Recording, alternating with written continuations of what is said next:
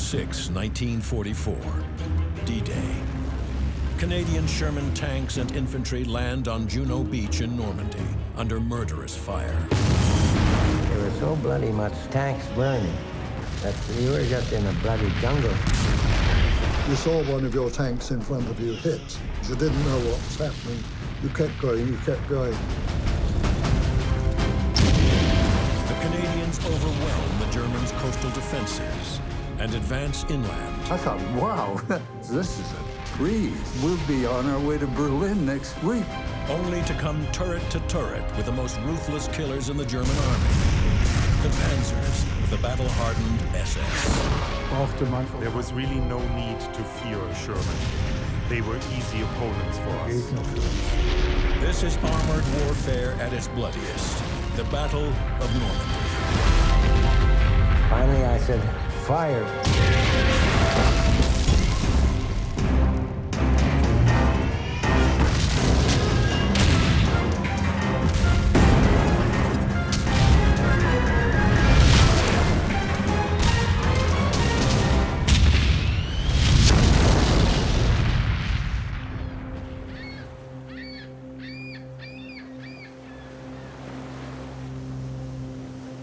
Juno Beach. 8 kilometers of gently sloping shoreline along the coast of Normandy. In the late spring of 1944, this was one of the beaches where the greatest amphibious operation in history took place. The Allies' all-out attack on Hitler's Atlantic Wall.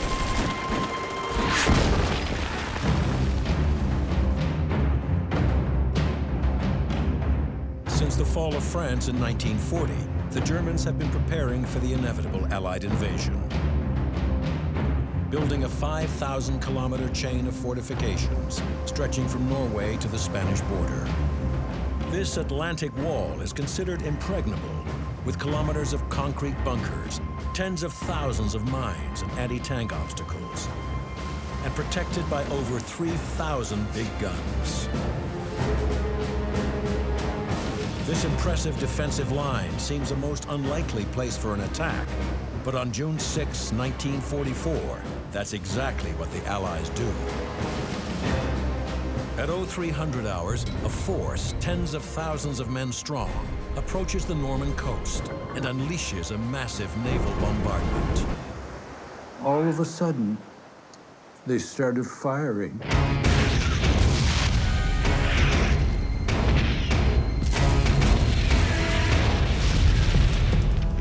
There was a British cruiser right behind us, and these 6-inch guns fired right over our heads.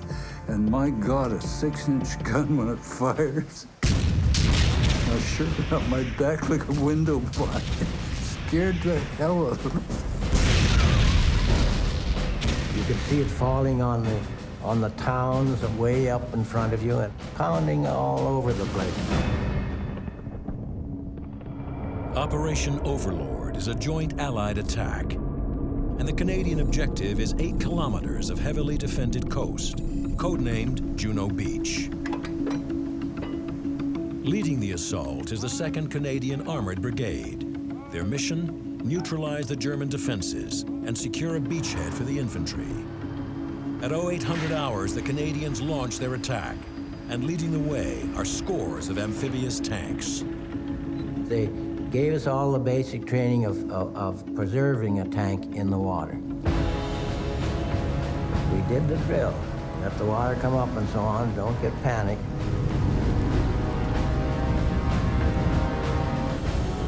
First man that gets out is the driver. Stands on the back after you got to steer this bloody thing, see? The DD, or swimming tank, has a sealed lower hull to keep it from sinking, and it gains extra buoyancy from high canvas skirts. But its most unique feature is its duplex drive, twin propellers that push it along at a speed of almost 4 knots. The DD is an ungainly 30-ton monster and is slow and hard to maneuver in rough seas. The skipper said, okay, we're going on the run-in, be prepared, and in we went. And of course, it's an awkward bloody thing to steer because it doesn't work very well in the tide and the wind, and it was an awfully rough day. The 5-kilometer run into Juno Beach is harrowing and lethal. High waves sink the tanks, as do underwater mines.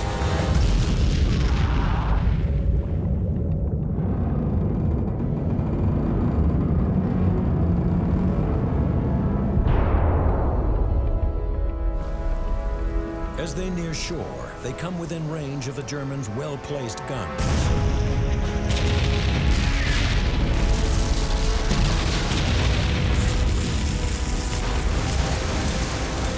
Of the 67 tanks launched from the landing craft, 11 never reach shore.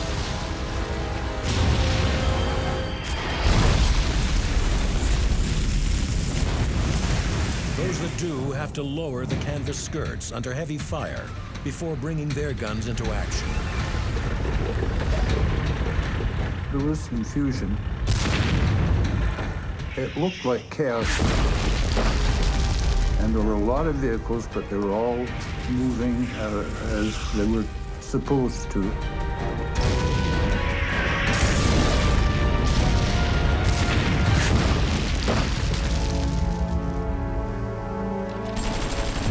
During the first hours of the battle, the Canadians lose hundreds of men and 19 tanks. I saw Canadians lying on the beach, some of them with stuff thrown over them.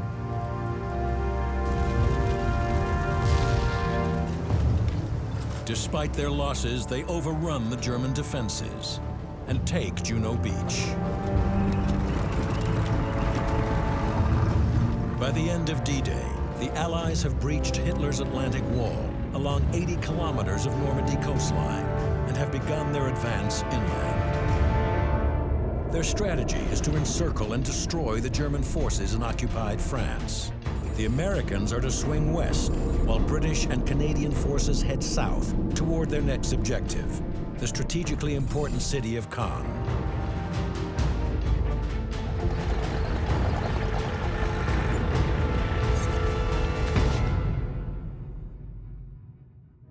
But scarcely have the tanks of the 2nd Canadian Armoured Brigade rolled off the beach when they encounter a new kind of peril, the picturesque Normandy landscape. It's a maze of narrow fields, 5-meter-high hedgerows, and sunken lanes. A tanker's nightmare. Maneuvering a tank through this is difficult and dangerous. This is nothing like the wide open desert of North Africa or the steppes on the Eastern Front. In Normandy, the fighting is at close range, making surprise absolutely vital. The first idea you get is, for Christ's sake, get out in the field and start moving.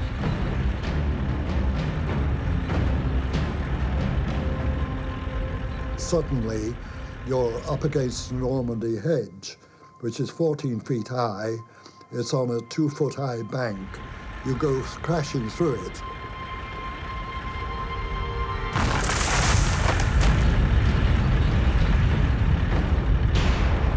And you go down into a sunken road 4 feet deep.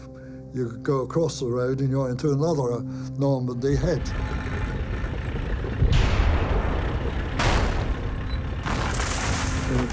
Very difficult to get into and very difficult to get out of. And you can get hung up in the hedge and you're totally vulnerable at that point. But if you don't have a plan, you'll get nailed. Because the enemy always has a plan. D-Day +1. Despite the difficult terrain, Canadian tankers of the 2nd Armoured Brigade make steady progress towards Caen. And as the battle enters its second day, they encounter a column of 9 German Panther tanks.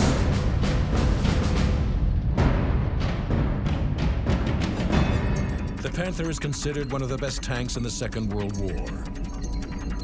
Its long-barreled 75mm cannon is deadly, even at long range.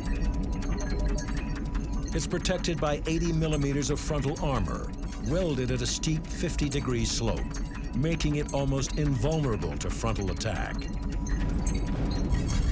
The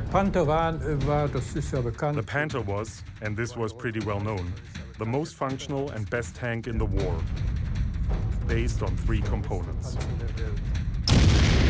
gun velocity, cross-country mobility, and armored protection.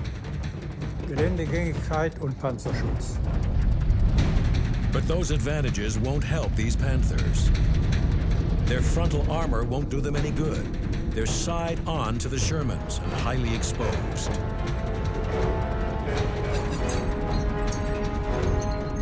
The Sherman has a short-barreled, less powerful 75mm gun and thinner 51mm armor plating, making it vulnerable in a head-on battle with the Panther, but deadly at close range if they catch the Germans off guard.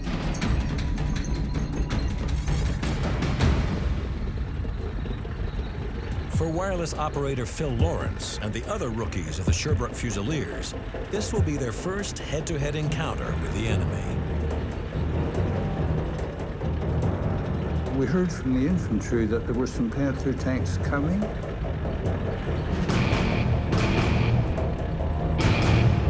And the tanks were fairly close. They're about 900 yards, 1,000 yards away. And meanwhile, I'm trying to wake up my gunner. The captain got us all lined up. Each of us was given a target. And I'm kicking in the legs to try to get some life into him. By this time, the order to fire has been given.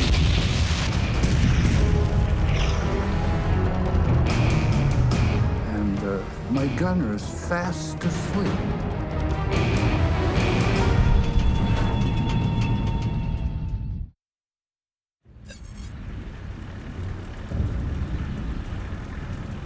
June 6, 1944, D-Day. Canadian tanks and infantry land at Juno Beach in Normandy, under intense fire.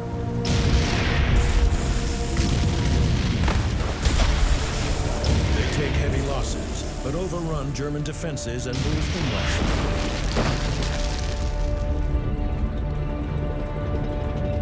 The Allied plan is to encircle and destroy the German forces in Normandy, with the Americans swinging west, while British and Canadian forces push south towards the strategically important city of Caen. Leading the Canadian advance are the tanks of the 2nd Canadian Armoured Brigade. A few kilometers inland, they encounter a column of German Panther tanks.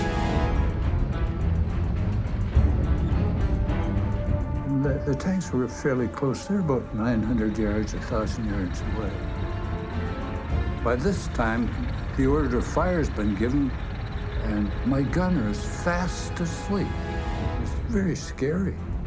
And the crew commander is batting him with his head with his hands to wake him up. He said to the gunner, you useless son of a bitch, you are now the co-driver. Try and get in there and don't get in anybody's way.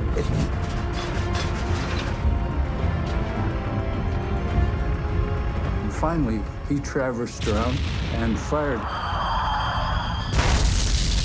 You know, the tank was up on its springs, and the gun recoils and runs out, and the turret fills up with fire and smoke, makes a tremendous row.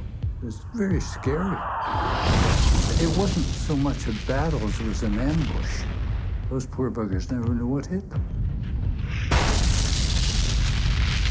I mean, one minute they're riding along, one behind the other, and the next minute, you know, everything's on fire. They fought them in a way that we thought was kind of stupid. They used to sit side on. The Panther has just 50 millimeters of side armor, about half as much as it has in front. Head on, a Panther can withstand almost any Allied attack, but catch it side on and at close range, and it's very vulnerable. You could knock them off easily. All 9 Panthers were knocked out like that.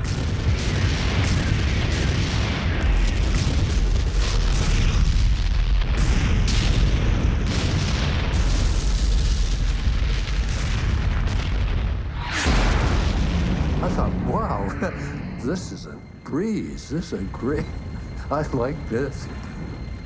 We'll be on our way to Berlin next week. But the Canadians are about to get a surprise of their own. Rushing to meet them with orders from the German High Command to stop the Allied advance are units of the newly formed 12th SS Panzer Division, led by some of Hitler's most experienced tank commanders. The 12th SS is equipped with 48 Panthers, dozens of heavy guns, and almost 100 Panzer IVs. The SS were a rough lot, but they were very good at what they did.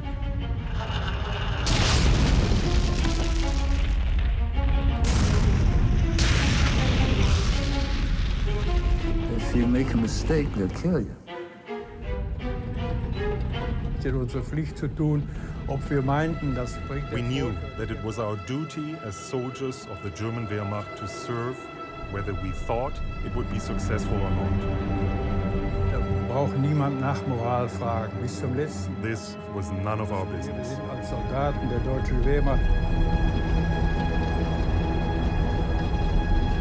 The 12th SS, also known as the Hitler Youth Division, is led by Kurt Meyer, a decorated veteran of the Eastern Front, with a reputation as an aggressive and ruthless tank commander. His troops call him Panzer Meyer. Battalion after battalion arrived. The soldiers waved at me. They were moving forward to their baptism of fire in a calm manner. They showed no self-pity. They were determined to prove themselves.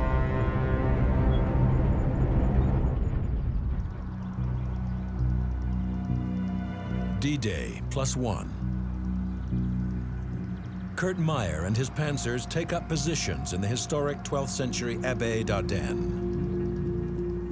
There in the monastery gardens, the 12th SS Panzer Division lies in wait for the tanks of the Sherbrooke Fusiliers, who are supporting the North Nova Scotia Highlanders, slowly advancing en route to Caen. From high atop the Abbey Tower, Kurt Meyer can see them coming.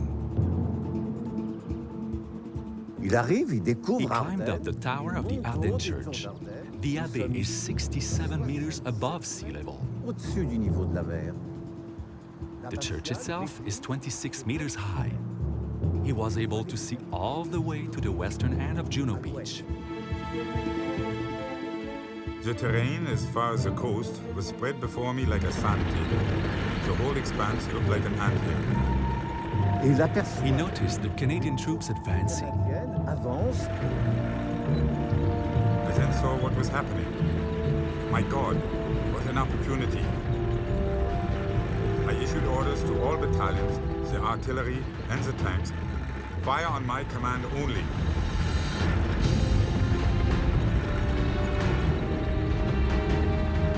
The squadron stopped, they had snacks, they ate.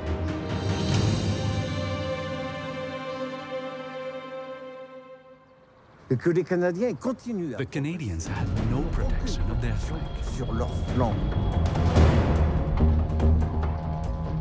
The tanks were right across the front of our regiment.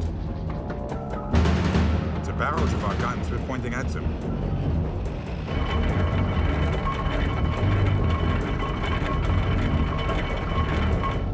Then I gave the signal for the attack. All of a sudden, bang.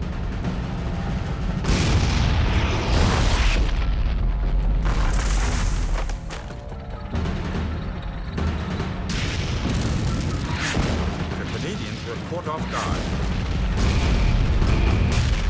They seemed totally surprised. There was so bloody much smoke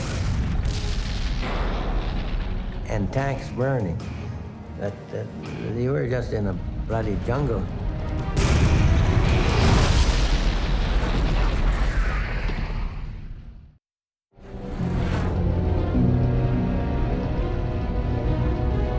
D-Day +1. Over the last 36 hours, the Canadian 2nd Armoured Brigade has broken out from their Normandy beachhead and begun to battle their way inland.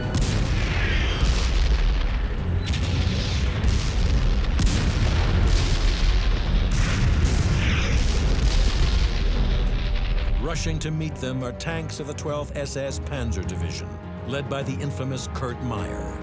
His forces take up position in the Abbaye d'Ardenne.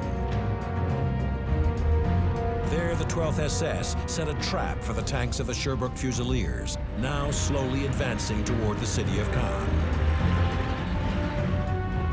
All of a sudden, bang. From then on, the battle started.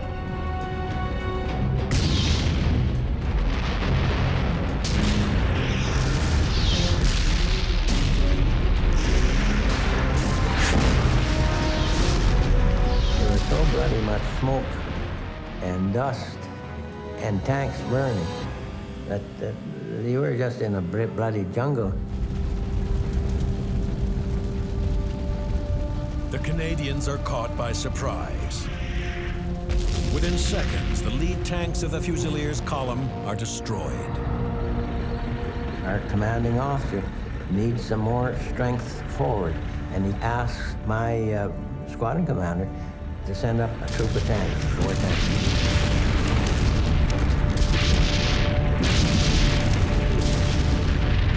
And he asked for another troop.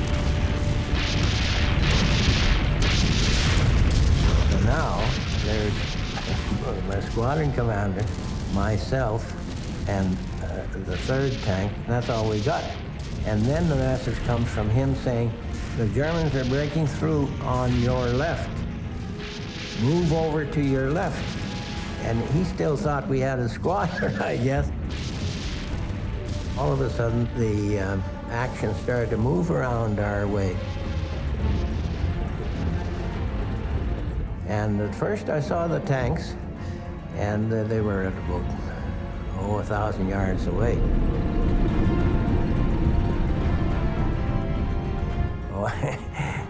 Each one of us, you had the jitters every time you saw the buggers because the gun was so much superior.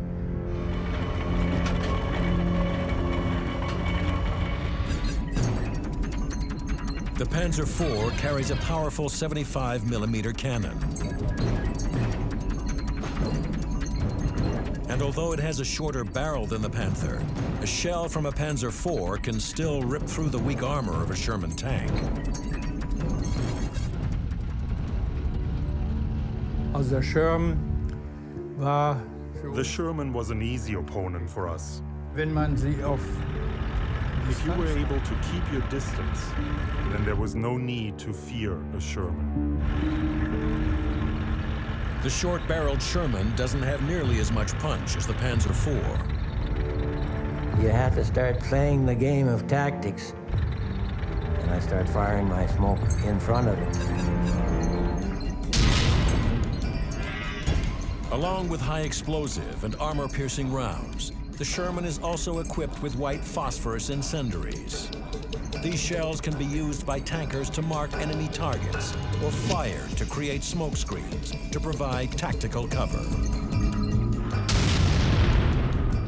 And they were at about 1,000 yards away. And I said, for Christ's sake, let them come in close. And watch the right-hand corner where I just put down the smoke, because you may see something come around the corner there, taking a look at us.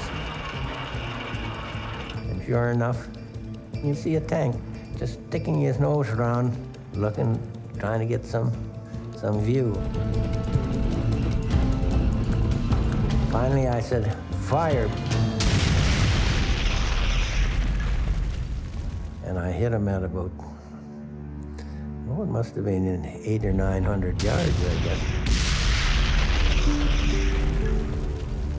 I can always remember the thing actually burning.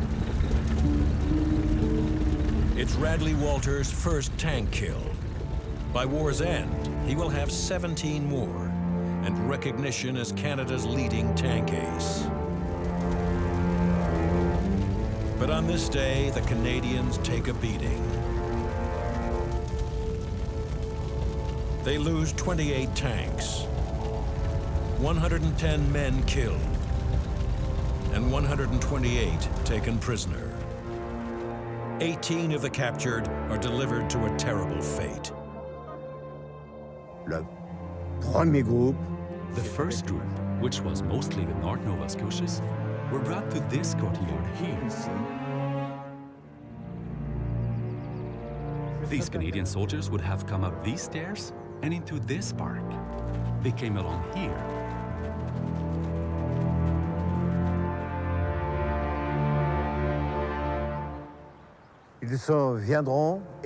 At the top of the stairs, there was an SS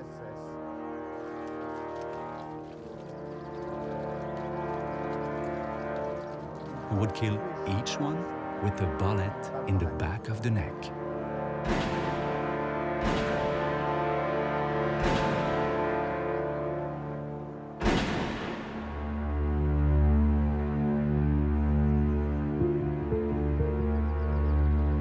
The ruthless Kurt Meyer and his 12th SS Panzer Division have all but stopped the Canadians in their tracks. All along the northern front, the Allied advance slows to a crawl.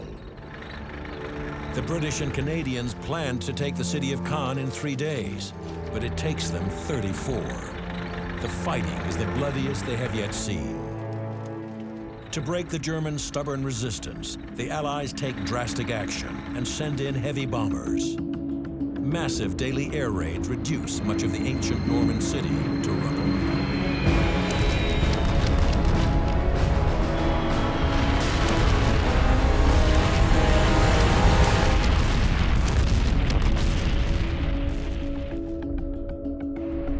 What happened was that Caen City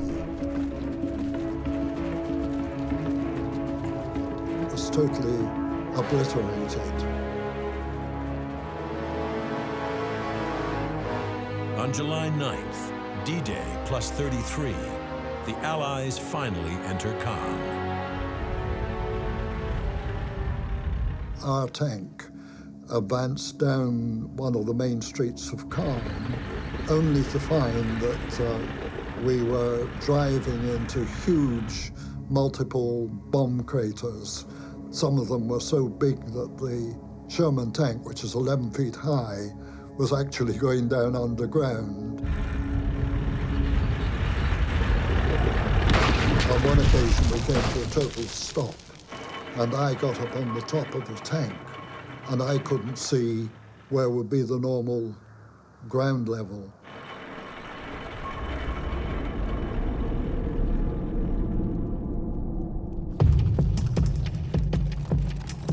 There's rubble everywhere, but no Germans.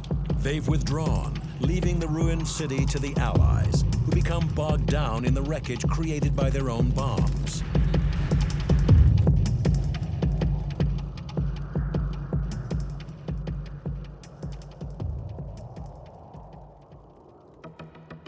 The Germans have retreated south of Caen, digging in along a 5-kilometer stretch of high ground known as Verrières Ridge.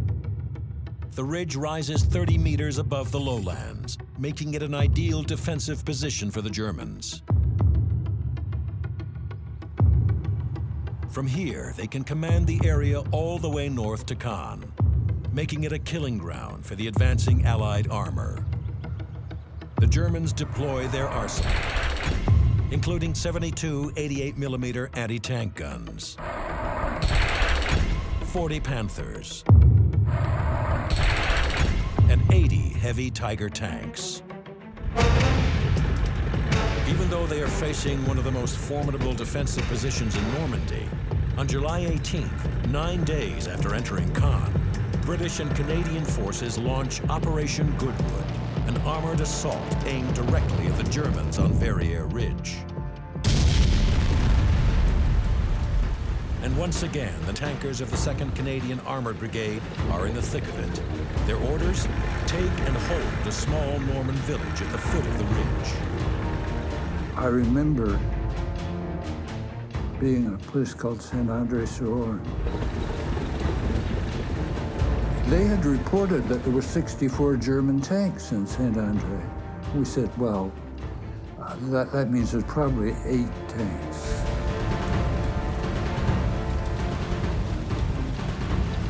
We tend to divide about 1/8 of what they reported.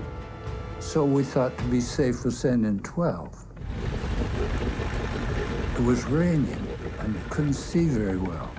Very hard to make anything out. We got in there and by God, there were 64.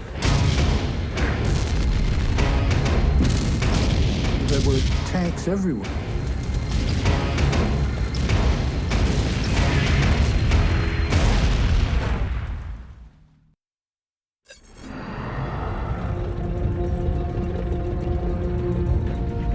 July 9th, 1944. After 34 days of fierce fighting,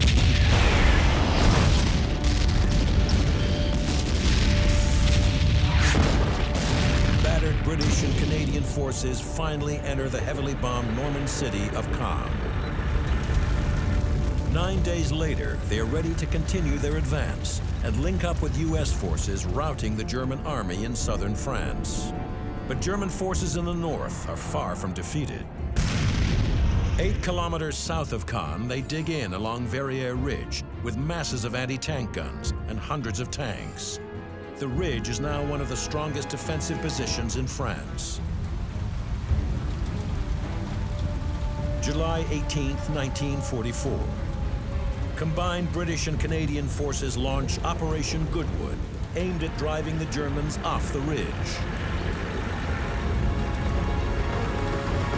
On the western flank of the attack are the tankers of the Sherbrooke Fusiliers, with orders to seize and hold the village of Saint-André-sur-Orne.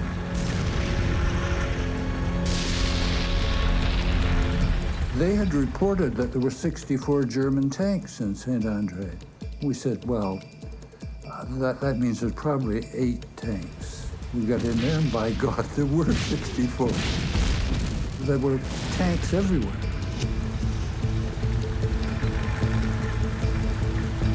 And we couldn't get organized to take them on.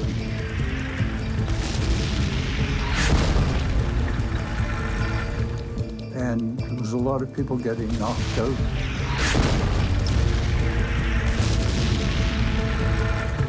It was raining and you couldn't see very well. Very hard to make anything out. We seemed to have lost touch with everybody. We decided we better try to find a safe position and some targets.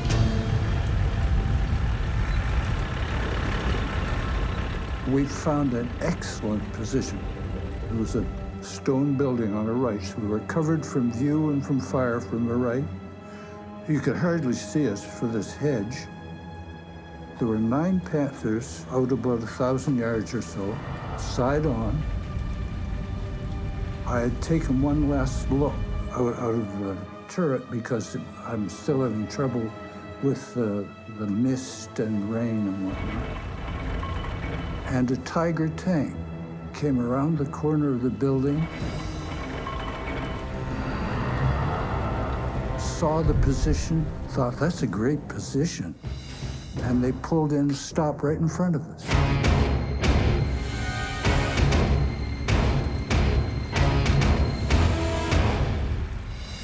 It was just the scariest damned apparition I've ever seen. Just loomed up like that. We were almost touching one another. So I had an AP up the spout. I fired that and hit him. It just bounced off. And after that, we just fired a high explosive as fast as we could. About that fast. I was literally just holding the firing button down. The gun was firing, recoiling, running out, firing, recoiling, running out. And my loader operator was flinging the shells in. and then he fired back. The Tiger weighs 57 tons, almost twice as much as a Sherman. It has 100 millimeters of frontal armor, making it almost impregnable. It carries an 88 millimeter gun that can destroy a Sherman more than 2 kilometers away. And this Tiger is practically on top of Lawrence's tank. There are no words that can convey the incredible violence of that strike.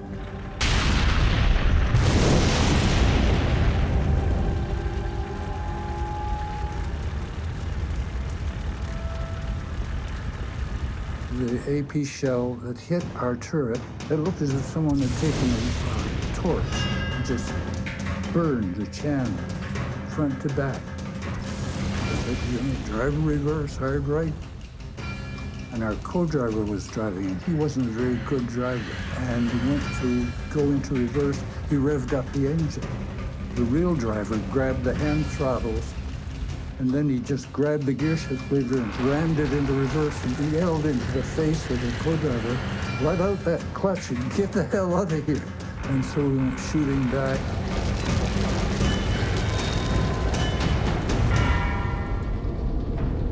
The Sherbrooke Fusiliers lose half their tanks and are forced to retreat. Other units suffer similar losses and pull back. Operation Goodwood is a disaster. The British sent 800 tanks across that open ground just south of Caen, and 400 of them were knocked out. The Germans were up on the Bourguebus-Verrières ridge and were able to see for miles and miles. And along those miles, the Germans were entrenched in farmhouses, hidden away with their big guns, able to see everything that moved, able to cover the whole area with their 88 millimeter, their famous anti-tank guns, which were anti-aircraft guns, supposed to fire at aircraft 20,000 feet up in the air, but firing at us 200 yards away.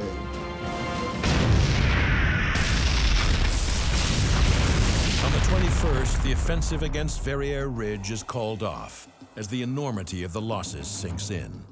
In just 4 days, the Allies lose over 6,000 men and more than 300 tanks, and the Germans still remain firmly in control of the ridge.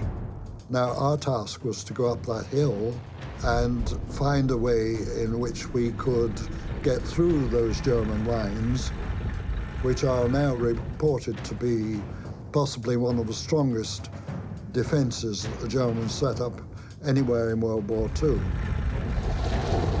The Allies are desperate for a breakthrough. Canadian Lieutenant General Guy Simonds comes up with a bold and risky plan to take the ridge. Codenamed Operation Totalize, Simonds' plan calls for 400 tanks to quickly advance in 6 columns straight into the German defensive positions. And to reduce the effect of the German big guns, he will launch the attack at night.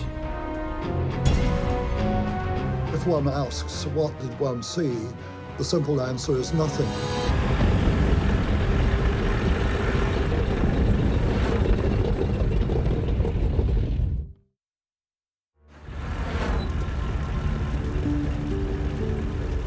July 21st, 1944. After taking enormous casualties in 4 days of bloody fighting, the Allies canceled their massive armored offensive, aimed at eliminating the stubborn German defenses along Verrières Ridge. Lieutenant General Guy Simonds comes up with a new plan. The Allies must take the ridge because a breakthrough is key to the overall campaign in Normandy. Codenamed Operation Totalize, it calls for 400 tanks, supported by infantry, to rush forward in 6 columns, headlong into the German guns. To reduce the effect of the guns, Simmons plans to strike under the cover of darkness. A nocturnal armored operation on this scale has never been tried before, so Simmons orders his infantry and tanks to practice the attack in daylight over and over again. Getting ready for Totalize was basically about a week of really studying how to put it together. They put 1, 2, 3, 4. They made up 4 columns. Behind those 4 tanks, they put 4 more. Behind that, they put 4 flails. Behind that, another 4 flails.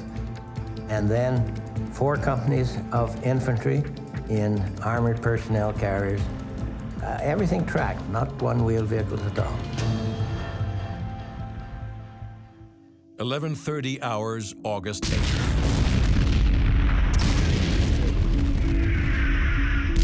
After a massive bombardment, Operation Totalize begins. 400 British and Canadian tanks lurch forward into the darkness. So you were in a mixture of sentiments. You were afraid, you were proud, you were thrilled, you were bewildered.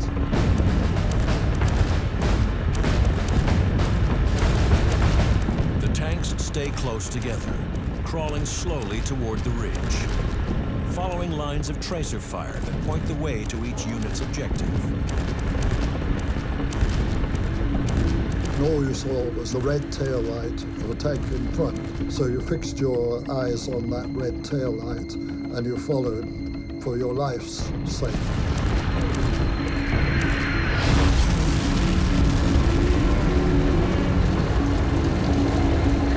And the buggers would be putting in mines knowing reasonably well where we were and which way we might come out against them. Total chaos, with flashes going on all over the place, shells exploding. You'd hear the shooting going on all over the damn place. On the way, you saw some Germans in slit trenches, but you've been told not to stop, to keep going. You saw one of your tanks in front of you hit and going up in flames. You saw another one hit, going up in flames. You didn't know what was happening. You kept going, you kept going.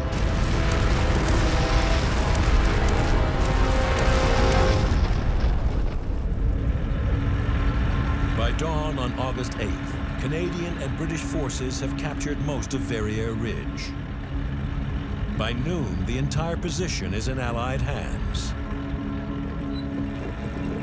Phase 1 of Operation Totalize is a success, opening the way for the Allies to advance and hook up with U.S. forces further south. On August 21st, after 2 more weeks of fierce fighting, the Allies finally complete their encirclement of the German army in Normandy. Those Germans who remained trapped inside the pocket are now easy prey for the Allies' superior air power. For a while, this tremendous slaughter, you can only call it, went on. More and more bombers and fighter bombers attacked. The misery around us screamed to high heaven. Refugees and soldiers from the defeated German armies looked helplessly at the bombers flying continuously overhead. It was useless to take cover from the bursting shells and bombs. Concentrated in such a confined space, we offered once-in-a-lifetime targets to the enemy air power. Death shadowed us at every step. We stood out like targets on a range. It was impossible to miss us.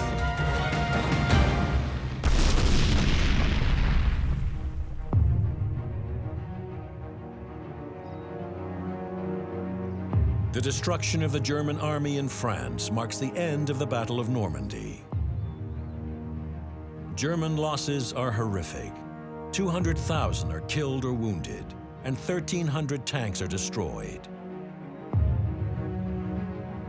Normandy has become a graveyard for the once mighty German panzers. Of the 12th SS Panzer Division, only 10 tanks and 300 men are reported to have escaped, including Kurt Meyer, who was later put on trial for war crimes, including the killing of 18 Canadian prisoners at the Abbaye d'Ardennes. But he spends just 9 years in prison. For the Allies, the Battle of Normandy is a great victory, but it comes at a steep price. 50,000 men are killed, and over 150,000 are wounded. In the Battle of Normandy, the Sherbrooke Fusiliers suffer some of their heaviest losses of the war. Many still wonder how they survived. You know, I've been in tanks that were knocked out, but the shell didn't hit where I was. I've been in mortar barrages, but no mortar came down where I was. It's just dumb luck. I think everybody would agree on that. You got to be skillful, you got to be thoughtful and careful and all of that. But if you're not lucky, you're not going to make it.